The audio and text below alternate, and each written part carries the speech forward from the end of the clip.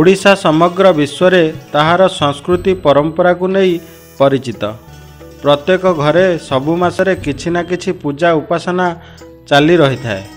एही क्रमरे खुदुरुकुणी हेउछि एक ओषा जहाकू कुमारी माने भाद्रवर प्रति रविवार जगज्जननी माँ मंगलांकु आराधना करिथांती।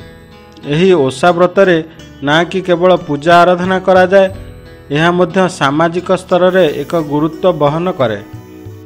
परस्पर मध्यरे मैत्री बंधुत्व और सद्भाव सह प्रतिटी कुमारी मानक ठारे सृष्टि करे नूतन आशा और विश्वास। बहुत भक्तिभावर सह ए पूजा करा जाय थाए। खुदुरुकुणी ओषा ओडिशार शाक्त संस्कृतिर परिचय देई थाए और कलिंग साम्राज्यर नौवाणिज्यर गौरवमय गाथा भी कही थाए। भौणी माने निज भाईर निरामय जीवन और उज्जवल भविष्यत दीर्घ आयु कामना करी मंगलामयी माँ मंगलांकु स्मरण करिथांती। माँ मंगलांकर विग्रह को एथिरे पूजार्चना करा जाय थाए।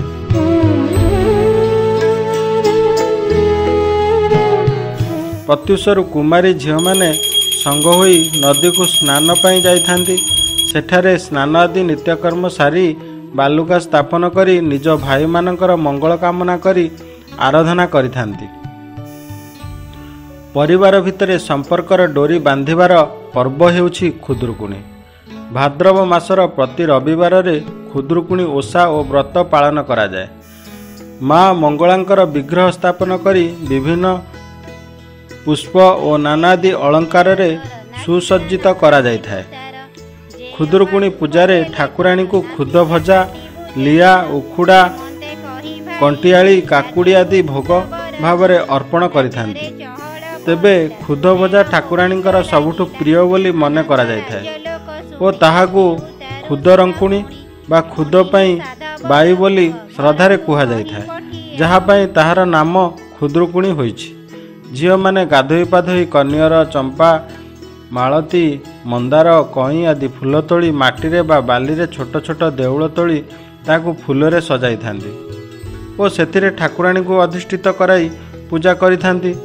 किंबदंती अनुसारे पुरातन जुगरे वर्तमान केन्द्रापड़ा जिला सात भाइया 7 जन साधव भाई बोईतरे देश विदेश को वाणिज्य करने निमंते जाउथिले। वर्षरे गोटे दिन रे सेमाने घर को लेउटी आसुथिले। एही दिन तांकर गोटे मात्र भौणी तपई एही ओषा भाई मानकर शुभ मनासिबा पई पाळुथिले। सेही दिन ठार कुमारी माने एहा करिवार विधि रहिछि।